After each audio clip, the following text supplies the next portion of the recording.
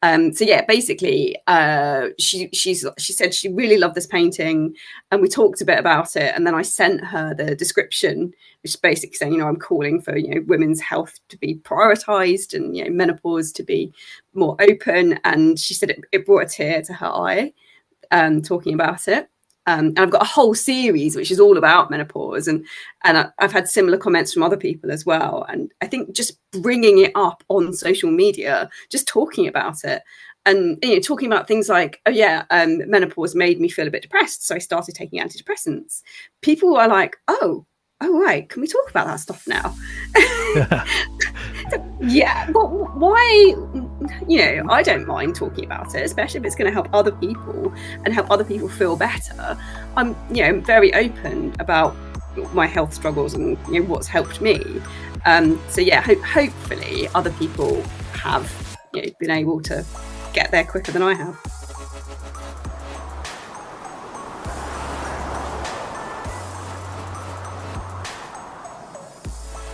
Hello, everyone, and welcome to Creativity Worth Expressing. I'm your host, Ryan Anthony Hernandez, and today we are with a very special guest. We're here with Wendy Kriz Evans. Wendy, welcome to the podcast. Thank you for being here. Thanks, Ryan. It's good to be here. It's great to have you on the show. And to get us started, can you share with the audience what is your form of creativity? So my form of creativity is I'm an artist. I paint. So I paint with acrylics. I've only been doing it since last year. But if I think back, I actually had lots of creative outlets throughout my life. So I used to do cooking. I did cake decorating. I did knitting, all kinds of different things. But I never really took it very seriously. But it was so last year I started painting, and basically it's a second career for me now. All right, well, congratulations for starting just last year in the world of acrylics and painting. And it seems like you have a very creative background, and something that I like to do on this podcast is explore each creative person's artistic journey. So let's step back for a moment, and can you share with us, was there a moment or an event or an experience that just sparked or planted a seed for you to have a love for the creative world? I think it was always in me from a child, but what sparked me to want to paint last year, basically I've been suffering from menopause symptoms for 6 years now, and it's been a tough journey. It's been hard, and I only really got my medication right in the end of last year or middle of last year, and suddenly I felt like I had 10 extra hours a day. So I had all this energy, and I needed to find an outlet for it. And I'd always loved being creative, and I'd always loved art at school, but I'd made the decision to go sort of down the maths and finance route instead back then. And I just like, right, that's it. I've got no more excuses. I've got this energy. My children are older. I'm going to start painting. I'm just going to do it. And that was it. I just decided that's it. I am now an artist. All right. So it sounds like you have a lot of passion for what you do right now with the art, and of course, you also have your other career that you're very involved in. But you've also mentioned that during the years, even when you weren't doing painting, you were into quilting, into cooking. Can you walk us through a bit and help us explore what was it like being creative in those avenues of life? Yeah. So I started doing a cake decorating when it was my son's first birthday. I wanted a cake for him, and I always want to do things myself. I don't know why. It felt like a creative thing. I just thought I can do that. I'll teach myself with some YouTube videos. So I did, and I really enjoyed it, and I was really happy with how the cake turned out. And then just every time it was someone's birthday, anyone in my family, all my friends, I just made a cake for everyone. And I didn't realize at the time that I was really sort of struggling to find creative outlets. So my job is a little bit creative, but you have to be creative to be creative, if you know what I mean. Yes. Like a lot of it is very process driven. So to be creative in that kind of environment, it's not as easy. So yeah, having just a little creative outlet, it just sort of all came out in me, which it was nice. But then, yeah, I didn't stick with the cake decorating for that long. I think when the children got a bit older and they weren't so interested, I didn't do it so much. And I sort of felt like, you know, I'd done that. I still got all the stuff and I could make a cake if I wanted to, but it's just not my main focus for creativity. But during the years, even though you weren't active as an artist, did you have any vision that one day you'd be doing art and having exhibits? Like, was that ever part of the plan? No. I wouldn't say it wasn't a plan though. I just hadn't thought about it.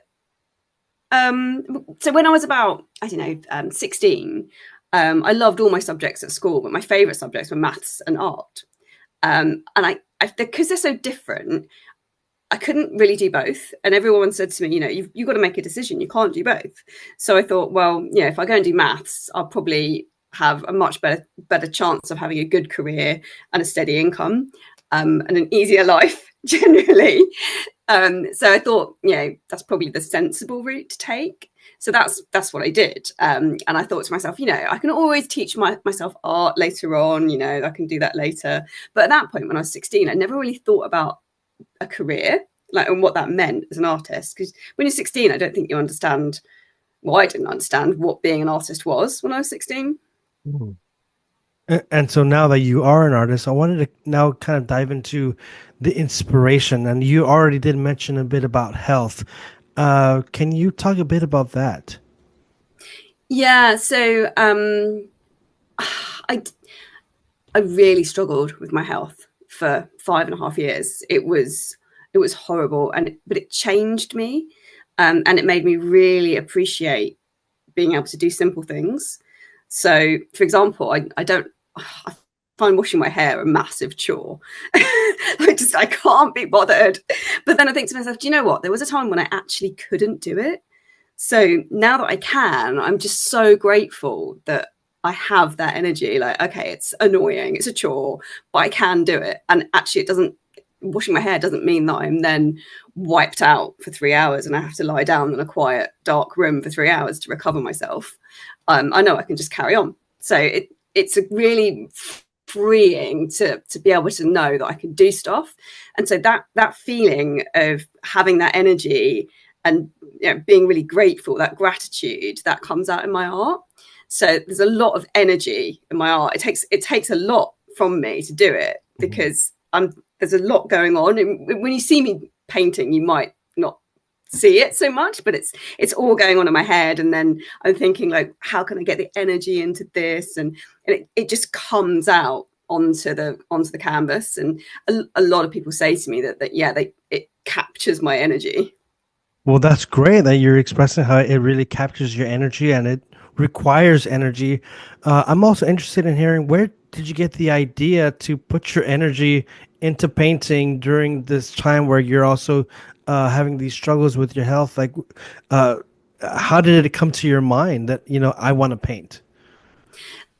So again, it was sort of by accident. So with the cake decorating, it's like, oh right, I need to make, my child needs a cake. Right, I'll do a cake. We redecorated a room, and because things had changed around, we had a big wall that was empty, and we needed something on it. And so I thought, right, I want some art. I want some original art on this wall because I love art. And when I looked into it, it was really expensive, the stuff that I liked. So, and I thought, you know what? I can do that myself. I can do it way cheaper than that. So I went down to the shop, bought a load of stuff, and literally that day just started painting. And yeah, I did six individual paintings that all go together as one to cover this huge wall.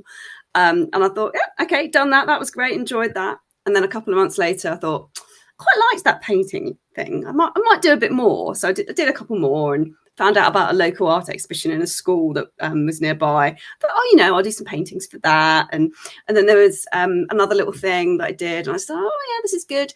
And then I went on holiday in July. And I really started feeling that my energy was really good at that point. And I had a week off, obviously, sitting around on the beach. And I was like, right, this is it. This is me. I am going to listen to everything I can, podcasts, everything I can about learning to be an artist and how you do it and what you need to do.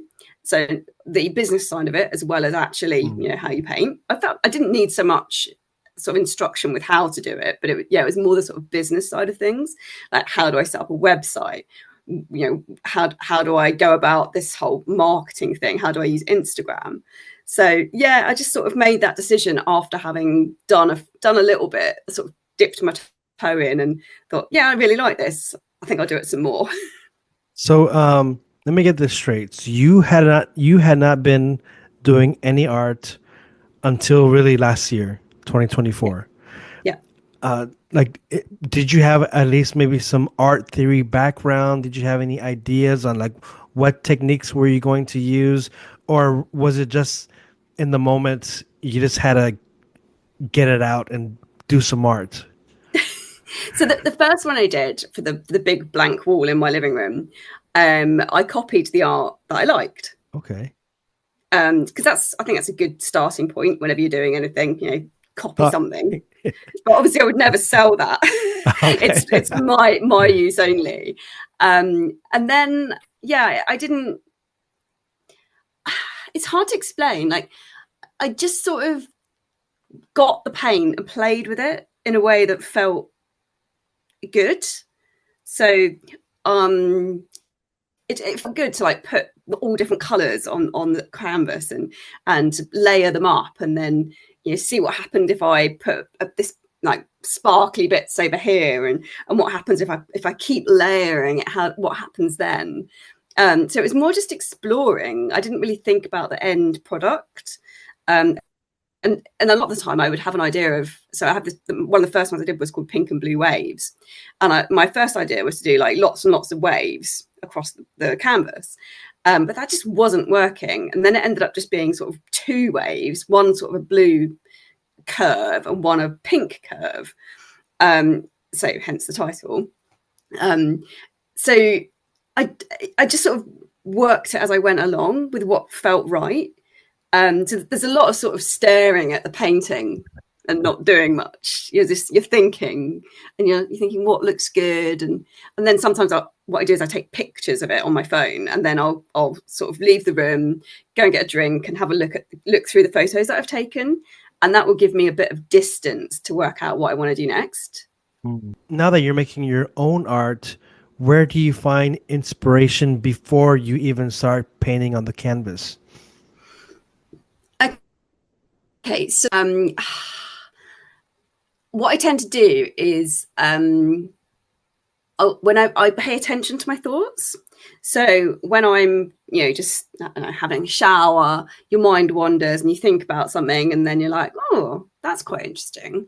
Yeah, I wonder how did I come about all this stuff about art? Where did it all come from? Why did I start doing it?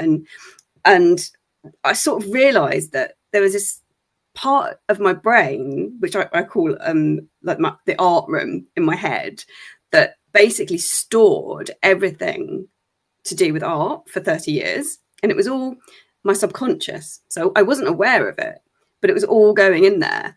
And then when I became aware of this, I wanted to sort of show how that happened and how it felt, and how it looked as well. So it might sound a bit weird, but to me, it sort of looks like one of those old-fashioned suitcases, a brown suitcase made of leather, something like that, like hard sides, and like something out of Harry Potter, something like that. And all of the art stuff is in there. So it's kind of, in my subconscious, it wasn't something shiny that attracted my attention. It was just quietly there. And then when I opened it, and I managed to access it, then suddenly it was really shiny and interesting, and I couldn't turn away from it. So let me get this straight. So like in your mind, you have like a briefcase or a room, your subconscious, where you have this briefcase of art, and you tapped into it. Well, first of all, how did you tap into it? How did I tap into it? I think it was when I just started painting and copying, and then it sort of creaked open a little bit. And then when I did it again, it creaked open a bit more. And then when I decided, like, well, that's it, I'm going to be an artist. I think that's when it fully opened. But and at that point, I think that's how I explained it to people. But it took me about 6 months from doing the original sort of playing and copying to actually realizing, yeah, there's something real here. I can do this. So as you are looking in your mind and seeing these creative explosion just happening, how would you say, as an artist, are you able to, do you feel like you're able to 100% capture what's in your mind and put it onto canvas, or maybe close enough? So still feel like I'm only touching the surface of what's there. And to access it, something I've been doing is listening to music that I listened to over the years. Music's always been a huge influence on me. It's another sort of creative thing that I love. So I listen to a lot of music, and then that really helps me think about how I felt at certain points in my life. I think memories I'd completely forgotten about. So I was listening to a lot of Bjork recently, and other 90s music, so like Elastica, all that kind of stuff, listening to that. And it brought back all these memories, all these feelings about how I felt at the time. Because the world was a very different place in the 90s. So Mhm. it's kind of weird to put yourself back there and to think about how I felt then compared to how I felt now. So as you're painting and you're putting your mind, it's going back to the 90s. You're playing some Bjork. You're listening to some. People call it old songs, but for me, it's they're never old. They're always good songs. But you're listening to music from back in the day. As you're painting, do you feel like you are once again in the 90s? To some extent, yes, a bit, but I don't like that feeling as much, because I mean it was an uncomfortable place to be. So there was it was the age where there's a lot about body image. You had to be so skinny. I don't know if you've seen any of the stuff that's been going around on social media recently, but there was this TV show, and the host actually put some scales on the floor and made Victoria Beckham get on the scales just after she'd had a baby. And she's like, "Oh, I've been trying to lose the weight." Oh my. So that was the environment that I was in at the time. So I don't like going back to those feelings. It was also really hard to express yourself back then as well. There was no such thing as neurodivergence. There was no such thing as talking about your feelings, or it was kind of lonely. So to go back to feeling like that, it's uncomfortable. So I can do it in kind of short bursts. And what I also try and do is look at what was happening then and what I was thinking and feeling then with my lens as of how I am now. So I Mm. can look back to what was going on then with a sort of more mature view, and it sort of helps to some extent.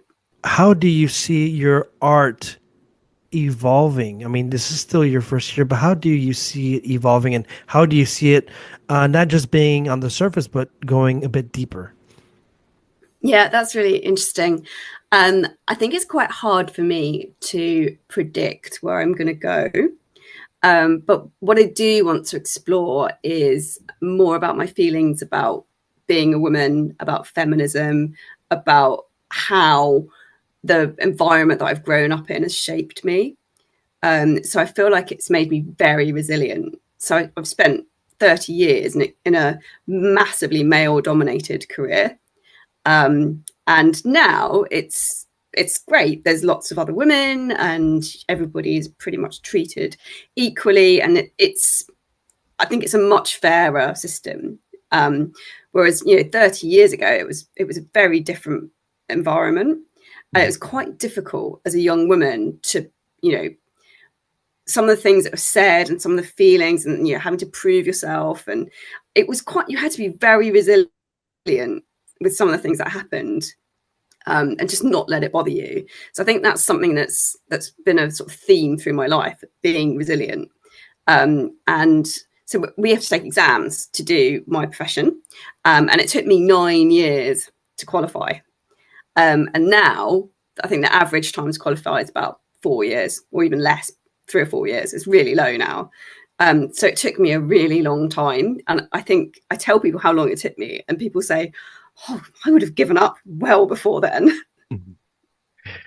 Well, it sounds like you're very persevering and also like a go-getter when you want something and you want to get it done. It sounds like you're gonna go and do it, and you have done that with your art because usually, or maybe not usually, but many times people start and don't finish. But it sounds like you really have, and you said the word resilience. But I wanted to go back for a second because like in the 90s, talking about there were some dark times even for women, and you're also mentioning like the body shaming, the shame that was happening. But then you led up the story, and you brought up the word resilience and womanhood. Would you say that there are any art pieces that you have, or maybe even one art piece that really captured uh, resilience or womanhood that you can probably share with us? Well, I can show you. So it's a painting of me, and I'm standing with my arms outstretched, and I'm wearing a huge fluffy orange coat. My husband says it looks like a Yeti had an accident in an iron brew factory. I don't know if you know what iron brew is, but it's basically, it's sort of a bit, looks a bit like Lucasade, but even more orange. Okay. So it's this huge orange coat that I bought from my favorite shop. They do rental and they do pre-loved, and I just absolutely love going there. And there's two amazing women manage the shop, and they're so supportive. They're amazing. It's just a really lovely environment. So I got it from there. So that's one thing that symbolizes it. And then I'm basically, it's a picture of defiance. It's me standing there going, I might be a small middle-aged woman, but you're not going to ignore me. I'm going to stand up for my own health. I'm going to advocate for my own health. I'm going to make sure that other women are able to advocate for their own health and to get what they need, because I think it's very much, you know, there's no rules really about how to give people HRT and how to manage menopause. So there's a lot of women in this country, definitely, that are not getting the care that they need or as quickly as they need it. So bringing that, making people more aware of what they need, what they could get, or what might help, and who they need to talk to, and because it's really hard to navigate this whole system of who do you speak to? Do you talk to your GP? Do you talk to a specialist? Like, how do you get what you need? And how often do you speak to them, and then what do you do if things go wrong? And so, like, all of that kind of stuff, sharing my own story and explaining to people what I went through, hopefully that will help other people realize more quickly than I did what is going to help them. And do you think that your art has contributed in maybe bringing awareness? Yeah, I think so. I hope so. So the painting I just showed you, that I just described, actually I sold it last week. So I'm going to be packaging it up in a few days. She also wanted a print of it, and she wants me to write on the back. So I'm just waiting for the print to come, and then I'll package it all up for her. So yeah, basically, she said she really loved this painting, and we talked a bit about it. And then I sent her the description, which is basically saying, I'm calling for women's health to be prioritised, and menopause to be more open. And she said it brought a tear to her eye, talking about it. And I've got a whole series which is all about menopause, and I've had similar comments from other people as well. And I think just bringing it up on social media, just talking about it, and talking about things like, oh yeah, menopause made me feel a bit depressed, so I started taking antidepressants. People are like, oh right, can we talk about that stuff now? Yeah, well, why? I don't mind talking about it, especially if it's going to help other people and help other people feel better. I'm very open about my health struggles and what's helped me. So yeah, hopefully other people have been able to get there quicker than I have. Yes, and actually, even hopefully after this podcast, maybe more people will be aware as well. So Yeah, thank you for exactly. sharing. Yeah, HRT is not a scary thing that a lot of people think it is, and so actually, I think there's a lot of health benefits as well. There's a lot of stuff we don't know. So yeah, basically, you just got to go with your symptoms and go with what helps you, and you don't have to suffer. So now I wanted to kind of pivot a little bit and go now to career. You have, like you just mentioned, you're selling your art. You've also done exhibits. How many exhibits have you done for someone who's only in their first year of art? So if you add them all up, including virtual ones and physical exhibitions, it's about 30 already. I know. 30 already. But yeah, I'm one of those people that if I put my mind to it, I'm all in. So basically, you can apply to these opportunities. People don't approach me. Well, actually, one person did approach me, but generally, you have to approach them, and there's a Mhm. process. So you have to apply on a system, and you have to put in your details, and it can take like 5 minutes to do that, but quite often it can take hours to provide all the information that they want, particularly if it's for like a solo exhibition and they want your whole like mock-ups of where your art's going to go on their walls and how it's going to fit into their themes, and it takes a long time. So I think I worked out I applied for 15 in 8 days.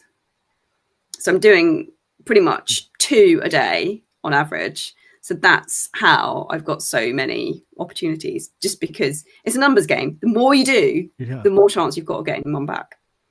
So you're not messing around. You're really out there to, get into the art world, aren't you? Well, yeah, and you've also got to invest in yourself. It's probably not as easy for somebody setting up as a new artist if you're just starting out. But because I've got 30 years of a career and another job to support me, I can use the income from my other job to basically bet on myself Hmm. and pay for some of these opportunities, which other people might not be able to do. I mean, I don't. It's not like I'll go. I don't pay for all of them. I generally have rules like unless I won't pay to just submit. But if they're going to charge you a small amount once you've been chosen, that's okay. But some of the really big ones, I'm like, oh yeah. Or if it's a gallery I want to support. So sometimes there's local galleries, and they're really I love what they're doing and the way they're supporting artists and having people's work out there. I will do that as well. Like, but it can get quite expensive. But I'm just betting on myself, and then in the future, hopefully, I think the goal would be gallery representation. So then basically they pay you, Yeah. and it's a whole like relationship, and they might even approach you. Although nowadays you do have to kind of apply to galleries as well, which I've been doing. So, have you done anything international, or at the moment is it all just local? No, it's all over. So I had a painting on show in Times Square. Oh, So wow. yeah, it was on one of the big screens, and this was a completely free opportunity from this amazing company. They're quite new, and they just set up, and I saw their initial open call, and I applied to it, and they liked my work. And then I applied to the next one, and they liked my work, and they took another one. And this was all like virtual online exhibitions, but there's this like clever systems where you can put on a VR headset, or you can just watch it on your screen, and it will take you through an exhibition with all the art on the wall. It's pretty cool. So you can basically be in an art gallery from your own home. So that's what they were doing. And then I think the third or fourth one they did, I hadn't quite got around to applying to it yet. And they emailed me and said, "Oh, we really like this painting that you submitted for our last open call. Can we use it in our next one? It's going to be in Times Square." So I said, "Well, yeah, that would be great. Of course, please use my painting." Yes. And then it was on the big screen in Times Square for a couple of seconds every hour for 24 hours around Christmas time. Well, congratulations. That's a big accomplishment. I mean, from not having any art to really having your art being in Times Square and also having like the virtual tours of your art. I'm very happy for you. Thank you. I've got one in Paris next month as well with Will the same company. will you be going or? I might do. Yeah, it's actually not too far to Paris from here. So we're sort of, I don't know, 40 minutes to London on a fast train, and then I don't even have to change tubes. I literally get on a Eurostar from that station, and Yeah. then it's 2 hours to Paris. So I could get there really fast. And yeah, I think I would really love to go, but I don't know what the dates are yet. Well, if you do go, please share it. I mean, that would be a lot of fun. Yeah, of course I will. Yeah, and it's not going to be a screen either. They want the actual artwork, so I don't quite know how that's going to work. Whether I send it to Paris or what, I'm not sure. And do you speak French? Mm. I can order a coffee in a restaurant, and I can just about manage to order some food. But yeah, I don't actually speak French. But if you go to Paris, like a lot of people will speak English, so I don't think Okay. it'll be a problem. I will try. Obviously, I will try to speak a bit of French.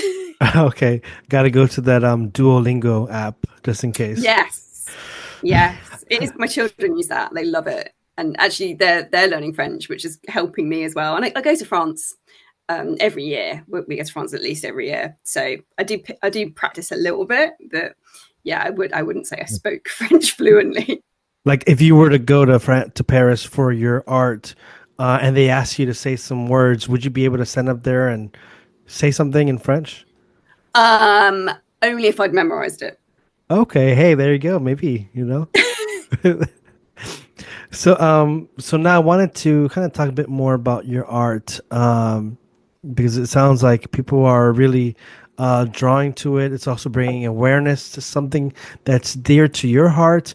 But when you look at your art, how would you explain it? Would you explain it to be realism, surrealism, abstract? What would you say? Yeah, it's mostly abstract. It's certainly not meant to look exactly like the thing that I'm trying to portray.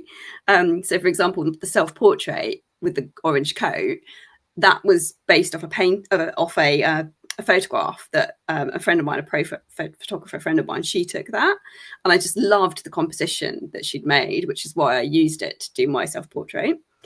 Um, so it's kind of an abstract of a thing. Mm. Whereas some of my art is completely abstract, like it doesn't look like anything. So some of them it's just squares all over, and the squares represent my HRT patch, and the colours represent my joy at finally being able to do something creative and having the energy. So it's mostly abstract, but sometimes you'll see something and you'll think it looks like something. Hopefully, And there's a painting behind you. Actually, there's a few paintings. yeah. Would you be able to maybe talk to us about it a bit? Yeah, sure. So the big one in the middle there, it's 36 by 24 inches. It's quite a big one. And basically, it's called Missing the Pier. And so what I'm trying to get across with that one is I just come back from holiday. So this is quite near the start of my art, like really kicking off. And my favourite spot on my holiday was sitting on the pier. And so that like what looks like a lonely figure is, to me, that's the post of the pier. Mm. I also grew up in a place called Southend-on-Sea, which has the longest pleasure pier in the world. It's over a mile long.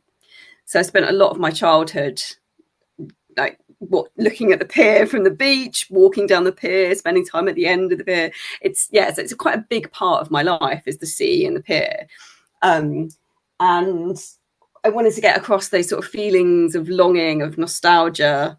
But what I'm also trying to get across with it sort of looks so there's this big post in the middle Mm. and then a light area around it, so it sort of looks like it's glowing, and then around that is a very pink and dark and black area, and to me that represents the inflatables that we take on holiday.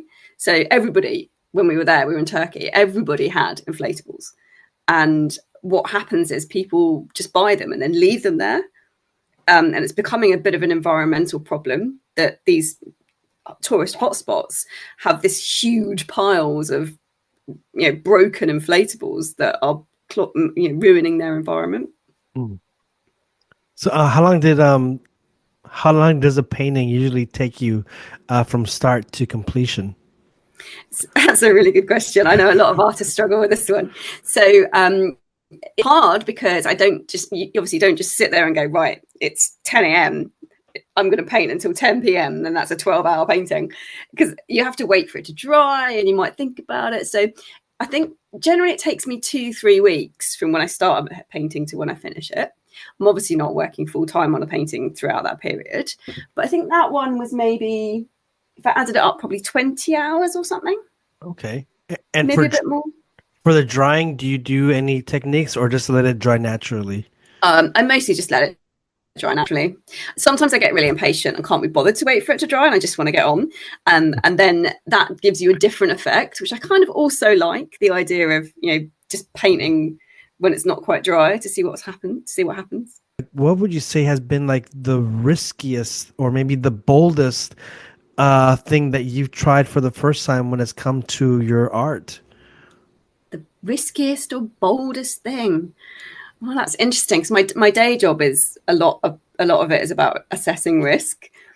So I think I'm quite aware of risk, but I never really thought of it as a risk. I think perhaps the riskiest thing I did was starting a painting that size, so that the huge one, the missing the pier one, without really having a plan of where I wanted to end up. So that feels a bit risky because it's an expensive piece of canvas, and if you mess it up and it goes wrong, you've wasted all that paint, all that time. You can always paint over it, but you still feel like you've put a lot into it. But at the time, I didn't feel like that was risky. At the time, I was just playing, getting on with it, just doing it.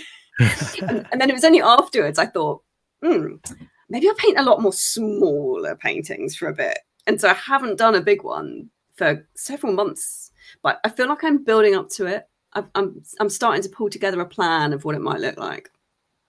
And with your art, and when I say art, I mean all of your creativity. When it could be from food, from quilting, from painting, drawing. Would you say that you have a favorite art tool or art supply? So my favorite tool is a rounded palette knife.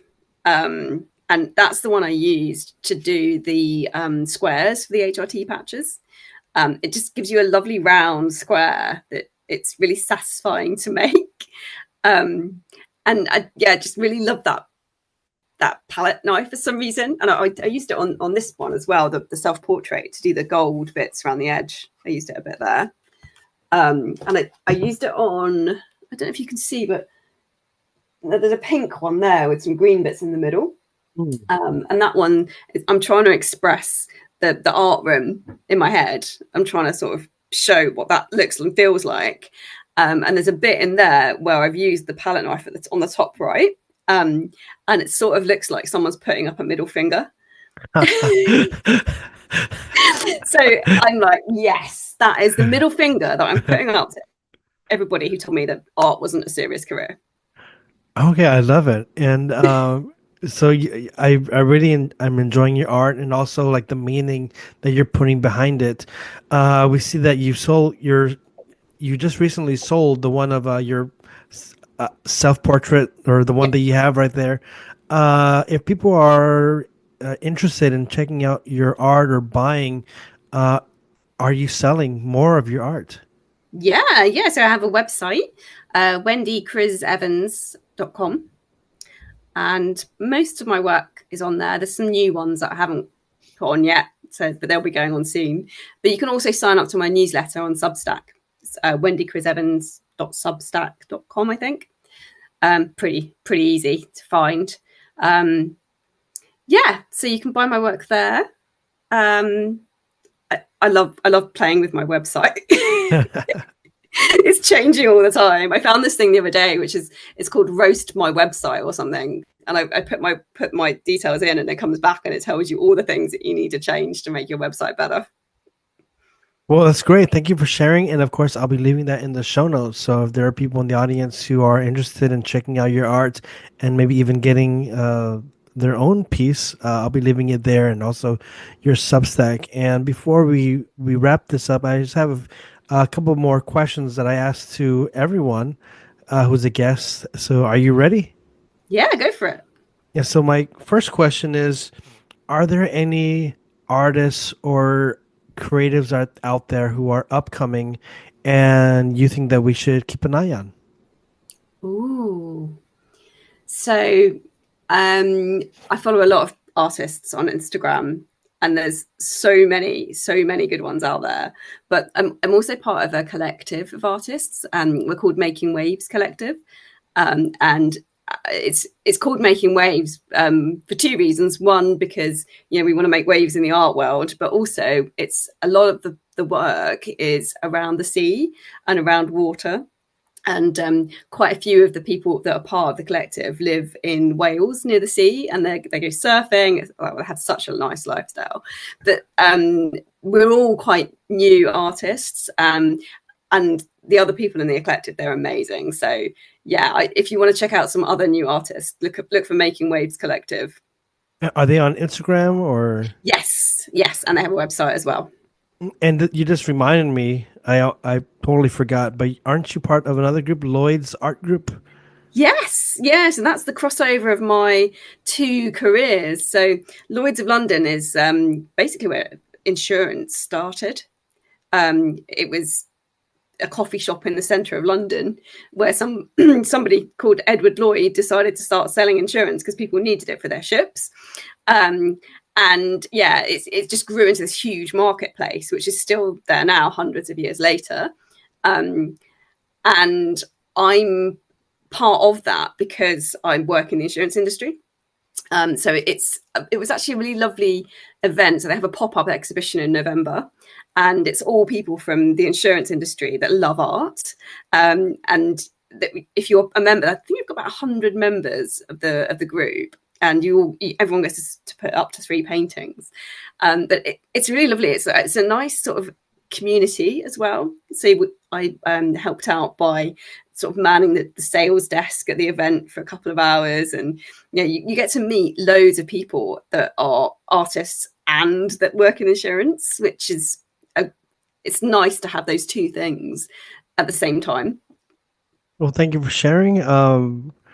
I've really enjoyed this interview and just hearing all about your growth, all about your love uh, for health and all the things that you do. And I come to now my concluding question, and that is, Wendy, why is creativity important for you? Why is creativity important? I feel like there's some stuff that I have to say that I can't say with words, and I can't say to enough people by just talking and that. And I want there to be something that's it's physical, it's there, people can see it, and it will be there for a long time. So I feel like to get my message out, I need to somehow put it on paper or canvas so that other people can see it and share it and hopefully get what I'm trying to say. Yes. Yes, I think I get what you're trying to say. And I hope the audience does too, that they've captured, that they've understood your what you're trying to express here. So thank you so much, Wendy, for being a guest here on the podcast. Thank you for sharing your love for creativity. And to those in the audience, please go ahead and hopefully you like this episode, and please share it so that other people out there may also explore the artistic world of our guest today, and that is the art of Wendy Kriz Evans. So again, Wendy, thank you so much. And to those who tuned in, thank you too.